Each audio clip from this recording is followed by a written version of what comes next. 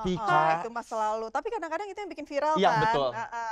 Jadi berterima kasihlah kepada para yang julid-julid itu. Kalau mah suka bikin grup. Jadi siapa aja yang hujat, waktu dulu di IG dibikin grup sama aku dimarahin semuanya.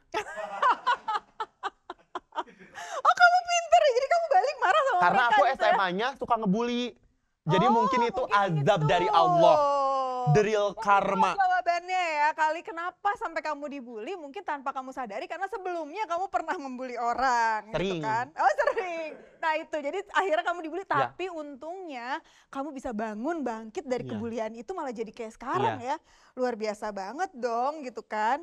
Terus udah gitu sekarang berarti Fahrul kan lebih fokusnya di konten menari dan make up dan horor. Dan ngedance juga. Ya benar, menari ngedance. Beda soalnya tari tradisi sama modern gitu Bu. Nah, kalau ini narinya kamu lebih ke modern apa tradisi? Kalau sekarang tuh K-pop. Oh. Jadi beda lagi. Oh, jadi lain seru-seruan. lagi. Yang mana we konsepnya yang lagi rame ikutin ini, yang lagi rame ikutin ini. Oh gitu. Loh. Pernah nggak menghadapi kendala atau tantangan apa saat membuat konten lah? Yang apa ya, kendala kita tuh palingnya karena kita seringnya kan syuting di jalan. Di jalan manapun kita syuting di situ.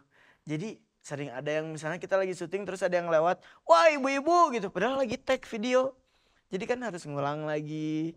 Terus misalnya kameramen itu ada tapi kita salah-salah. hafal tuh orang yang teriak nggak hafal sama EJPs tuh? Bisa jadi tahu karena dia suka jadinya teriak gitu. Iya. Terus kan di jalan apalagi kalau di TikTok kan agak power gitu ya, kalau di jalan ada motor lewat kan bisa turun juga videonya.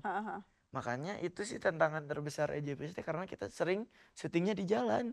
Jadi nggak tahu apa yang bakal kita hadapi teh.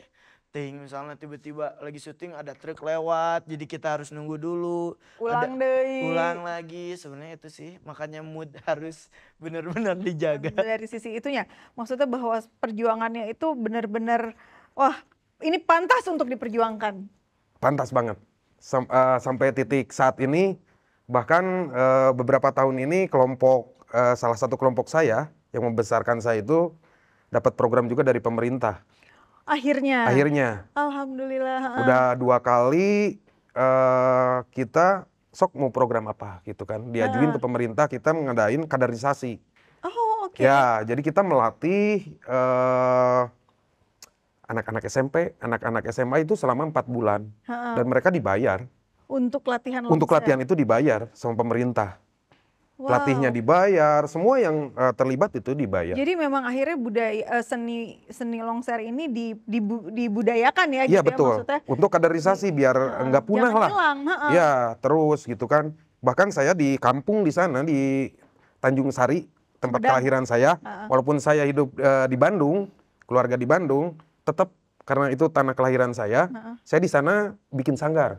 Wow, oke. Bikin sanggar dan saya di sana bikin longser bocah.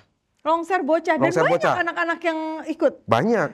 Itu dari mulai TK sampai SD kelas 6. Sempat ada maksudnya itu begitu approach 7 orang langsung mereka oke atau ada juga yang nggak mau gitu? Ada yang nolak-nolak gitu nggak sih? Kayaknya 7 orang itu ya. Pas oke semua. Oke semua. Oke.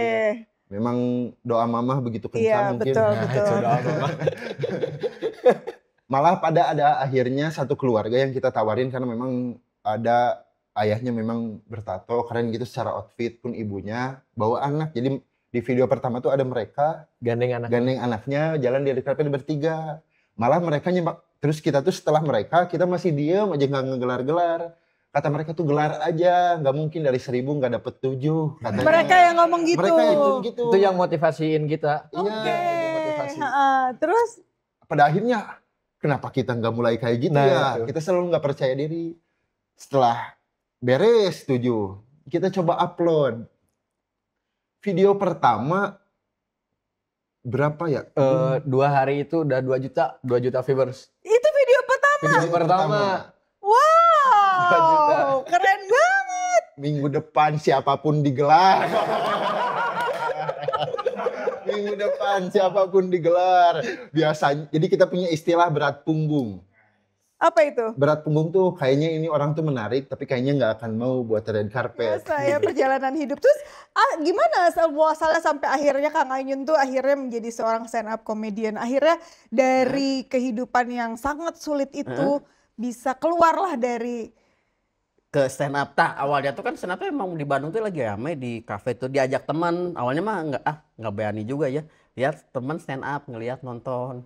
Ya berapa kali gitu, nggak lucu, terus jika nama Nyun mana bisa gitu. Emang sebelumnya seneng ngabodor gitu seneng di tongkrongan, jadi badut tongkrongan Bu. Karena mau nggak mau harus di tongkrongan kan yang diterima tuh Bu yang pintar, yang lucu, ganteng, jeung loba duit. Tiga itu tuh saya nggak punya Bu. Kekuatan itu teh bener tuh sok.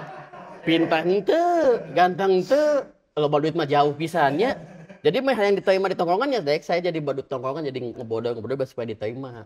Akhirnya ya disitulah mulai ngelucu. Ikut stand up, alhamdulillah di stand up bisa lah ngelucu gitu. Awalnya teh di situ di kafe-kafe. Di kafe-kafe. Agak panik juga Bu di kafe tuh Bu. Karena luas es teh manis 15.000 atau kan. Orang bisa beli es teh manis tuh bisa beli bensin kan. Akhirnya di kafe-kafe gitu, di situlah. Habis dari situ ya mulai ikut kompetisi, alhamdulillah TV kompetisi gitu. Itu awalnya di Bandung tuh semuanya tuh, masih banyak di Bandung. Di Bandung. Terus perjalanannya tuh apa namanya dari awal dari kafe, terus udah gitu mulai ikut kompetisi, terus. Nah habis ikut, mulai agak lumayan mah, itu yang ikut kompetisi Indonesia agak melesat, rame tuh lumayan di situ, udah agak terkenal aja di Indonesia, Suca 2 bareng sama Ayafa, Haim Laude di situ. Nah dari situ mulai rame, mulai banyak kerjaan juga. Terus dari situ ada tawaran main film, itu cek toko sebelah sama Ko Ene. Jadinya ya udah saya upload di sosmed aja. Waktu itu materinya tentang parenting. Nah, coba lainnya. coba lainnya. Jadi materinya gini, ini gara-gara materi ini saya di serbu. Iya betul. Dihujat sama ibu-ibu. Karena waktu itu materinya gini, saya bilang kalau buat orang parenting itu hanya mudah untuk orang kaya. Buat orang miskin lah parenting teuing budak bawa mah tampiling we. Ngomongnya gitu. Karena itu terjadi di kehidupan nyata. Di keluarga saya gitu. Jadi bapak saya baru pulang kerja capek, pengen istirahat, datang ke rumah ngelihat saya sama adik udah berantem kan. Nah, yang dilakukan oleh bapak saya parentingnya nggak banyak ngomong, tindakan parenting yang berdasarkan putus asa. Dia bawa golok 2 terus bedog hiji ewang selik kadek kayak gitu.